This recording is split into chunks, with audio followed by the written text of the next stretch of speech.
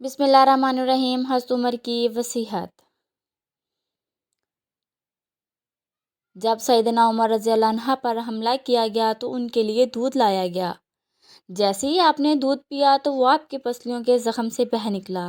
طبیب نے ان سے کہا کہ اے امیر المومنین، وصیت فرما دیں، آپ زیادہ دیر زندہ نہیں رہ سکیں گے۔ تو انہوں نے اپنے بیٹے عبداللہ کو بلایا اور کہا کہ حذیفہ بن الیمان کو میرے پاس بلاؤ۔ حذیفہ بن الیمان حاضر ہو گئے۔ یہ وہ صحابی ہیں جنہیں نبی کریم صلی اللہ علیہ وسلم نے منافقوں کے ناموں کی فہرست عطا کی تھی، اور ان ناموں کے بارے میں اللہ پاک، اس کے رسول صلی اللہ علیہ وسلم اور حذیفہ بن الیمان کے علاوہ کوئی نہیں جانتا تھا۔ حضرت عمر نے پوچھا جبکہ خون ان کی پسلیوں سے بہہ رہا تھا کہ حذیفہ بن الیمان، میں آپ کو اللہ کی قسم دے کر کہتا ہوں کہ اللہ کے رسول صلی اللہ علیہ وسلم نے میرا نام منافقین کے ناموں میں لیا ہے یا نہیں؟ یہ سن کر حذیفہ بن الیمان کی آنکھوں سے آنسو جاری ہو گئے اور فرمایا، یہ میرے پاس رسول اللہ صلی اللہ علیہ وآلہ وسلم کا راز ہے جو میں کسی کو نہیں بتا سکتا۔ آپ نے پھر پوچھا، خدا کے لیے مجھے اتنا بتا دیں کہ اللہ کے رسول صلی اللہ علیہ وآلہ وسلم نے میرا نام شامل کیا ہے یا نہیں؟ حذیفہ بن الیمان کی ہچکی بند گئی اور کہتے ہیں کہ اے عمر، میں صرف آپ کو بتا رہا ہوں، اگر آپ کی جگہ کوئی اور ہوتا تو میں کبھی بھی اپنی زبان نہ کھولتا۔ وہ صرف اتنا بتاتا ہوں کہ رسول اللہ صلی اللہ علیہ وآلہ وسلم نے اس میں آپ کا نام شامل نہیں کیا۔ حضرت عمر نے اپنے بیٹے عبداللہ سے کہا کہ دنیا میں میرے لیے ایک چیز باقی رہ گئی ہے۔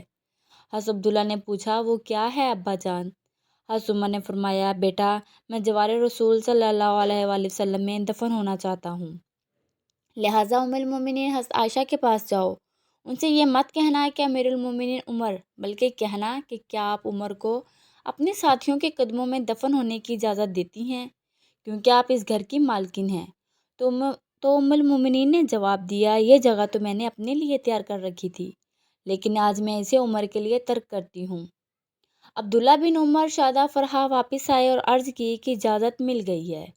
عبداللہ بن عمر نے دیکھا کہ حضرت عمر کا رخسار مٹی پہ پڑا ہے تو انہوں نے آپ کا چہرہ اٹھا کر اپنی گود میں لے لیا۔ حضرت عمر نے اپنے بیٹے کی طرف دیکھا اور فرمایا کہ کیوں تم میرا چہرہ مٹی سے بچانا چاہتے ہو؟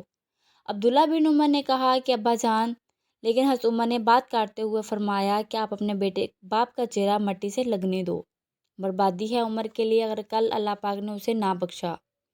حضرت عمر اپنے بیٹے کو یہ وصیت فرما کر موت کے گوش میں چلے گئے، اے میرے بیٹے، میری میت مسجد نبوی میں لے جانا اور میرا جنازہ پڑھنا، اور حذیفہ بن الیمان پر نظر رکھنا، اگر وہ میرے جنازے میں شرکت کریں تو میری میت روضہ رسول اللہ صلی اللہ علیہ وسلم کی طرف لے جانا، اور میرا جنازہ روضۃ الرسول صلی اللہ علیہ وسلم کے دروازے پر رکھ کر دوبارہ اجازت طلب کرنا اور کہنا کہ اے امیر المومنین، آپ کا بیٹا عمر، یہ مت کہنا کہ امیر المومنین، ہو سکتا ہے میری زندگی میں مجھ سے حیا کی وجہ سے اجازت دی گئی ہو، اگر اجازت رحمت فرما دیں تو دفن کرنا، ورنہ مجھے مسلمانوں کے قبرستان میں دفن کر دینا۔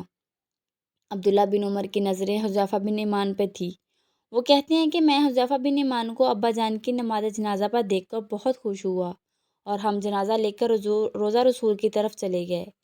دروازے پہ کھڑے ہو کر میں نے کہا کہ اے ہماری ماں، آپ کا بیٹا عمر دروازے پر ہے، کیا آپ تدفین کی اجازت دیتی ہیں؟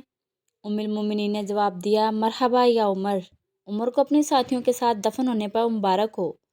ام المومنین نے اپنی چادر سمیٹی اور روضہ رسول اللہ صلی اللہ علیہ وسلم سے باہر نکل آئی۔ رضی اللہ عنہا وضو عنہا، اللہ پاک راضی ہو کر حضرت عمر سے زمین کا چپا چپا جن کے عدل کی گواہی دیتا ہے، جن کی موت سے اسلام یتیم ہو گیا، جن کو اللہ کے رسول صلی اللہ علیہ وسلم نے زندگی میں جنت کی خوشخبری دی ہو، پھر بھی اللہ کے سامنے حساب دہی کا اتنا خوف، ہمارا کیا بنے گا؟